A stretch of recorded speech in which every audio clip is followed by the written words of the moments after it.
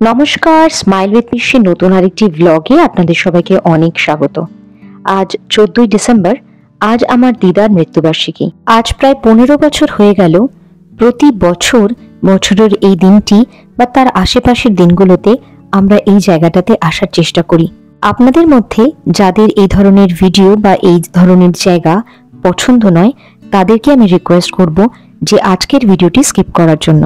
আপনারা আমার সাথে একমত হবেন কিনা আমি জানি না, কিন্তু এই জায়গাটি যেমন শান্তির তেমনি অপরূপ সুন্দর।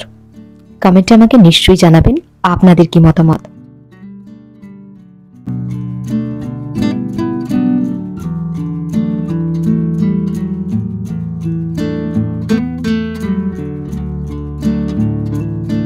আরেকটা ইম্পর্টেন্ট কথা, অনেকদিন ধরেই আমি রেগুলারভাবে পোস্ট করতে পারছি না, তার জন্য অনেক দুঃখিত।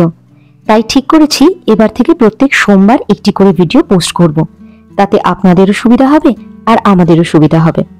যারা আমাদের এখনো ফেসবুক বা ইনস্টাগ্রামে ফলো করেননি, তাদের অনুরোধ করব দয়া করে ওই ফেসবুক বা ইনস্টাগ্রামের পেজে একটু চোখ রাখবেন। আমরা লাইভ আপডেটগুলো কিন্তু ওখানেই পোস্ট করে থাকি। ভিডিও ডেসক্রিপশনে লিংক দেওয়া থাকবে এবং স্ক্রিনেও দেওয়া থাকবে, আপনারা চাইলে ওখানে আমাদের ফলো করতে পারেন। দেখুন, কথা বলতে বলতে আমরা কিন্তু চলে এসেছি আমার দিদার গ্রেভিয়ার্ডে।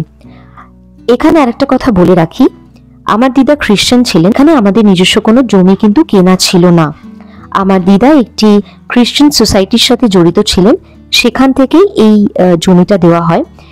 এবং ভাগ্যপূর্বকভাবে দিদা মারা গেছিলেন 2009 সালে। তারপর থেকে এখনো পর্যন্ত এই জমিটাতে অন্য কাউকে কিন্তু দেওয়া হয়নি।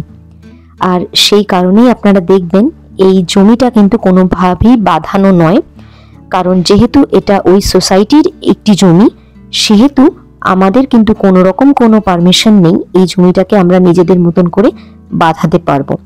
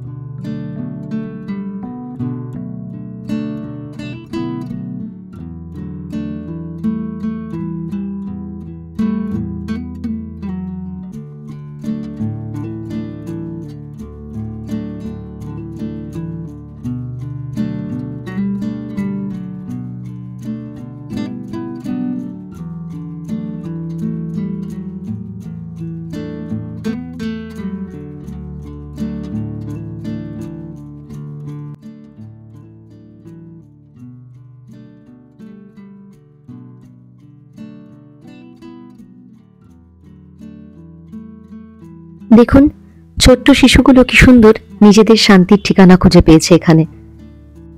চলুন আর একটু ঘুরে দেখা যাক এই জায়গাটি বাড়ি ফেরার আগে।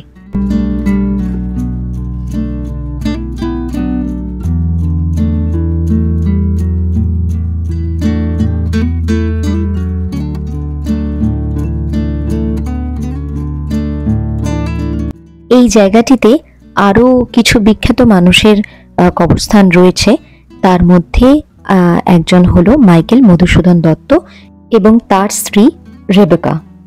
চলুন তাদের কবরস্থানটি একটু ঘুরে দেখা যাক, আশা করছি আপনাদের ভালো লাগবে।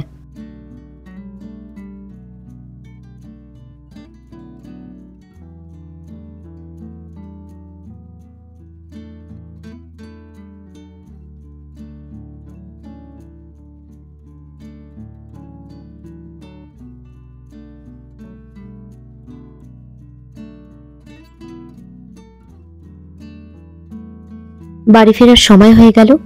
ভিডিওটি তাহলে আজকে এই পর্যন্তই রাখছি। দেখা হচ্ছে পরবর্তী একটি ভিডিওর সাথে খুব তাড়াতাড়ি। ততক্ষণ সবাই খুব ভালো থাকবেন, সুস্থ থাকবেন, সাবধানে থাকবেন। আর যদি ভিডিওটি কোনো কারণে ভালো লাগে তাহলে একটি লাইক করে দেবেন আর চ্যানেলটি সাবস্ক্রাইব করার অনুরোধ রাখলাম। কিন্তু কোনো জোরাজোর নেই, যদি ভিডিওটি ভালো লাগে তবেই সাবস্ক্রাইব করবেন, দেখা হচ্ছে খুব তাড়াতাড়ি। ততক্ষণ সবাই খুব ভালো থাকবেন, সাবধানে থাকবেন, সুস্থ থাকবেন।